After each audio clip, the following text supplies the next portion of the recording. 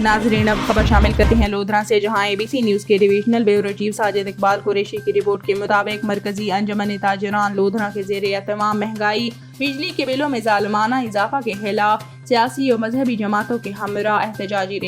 احتجاجی ریلی میں مرکزی انجمن تاجران لودھرا کے صدر ملک اصغر آرائیوں، عہدیداران مرکزی مسلم لیگ کے ضلعی جنرل سیکرٹری سید زاہد ہمدانی، جماعت اسلامی کے ضلعی امیر ڈاکٹر طاہر احمد چودھری اور دیگر جماعتوں، عہدیداران و کارکنان، تاجر برادری، سول سوسائٹی اور شہریوں کی بھرپور شرکت ریلی مین بازار سے پریس کلب تک نکالی گئی۔ مظاہرین کا کہنا تھا کہ غریب عوام مہنگائی کی چکی میں پس رہی ہے اور حکمران بیوروکریسی مہنگی گاڑیاں خرید رہے ہیں۔ لودھرا مظاہرین کا کہنا تھا بجلی کے بلوں میں اضافہ IMF اور امریکی لابی کو خوش کرنا ہے۔ ہمارا یہ احتجاج صرف مہنگائی کے خلاف نہیں ہے بلکہ معاشی طبقاتی نظام کے خلاف ہے، جس کے محافظ نمائندہ پارٹیاں بدل کر ہم پر مسلط ہوتے ہیں۔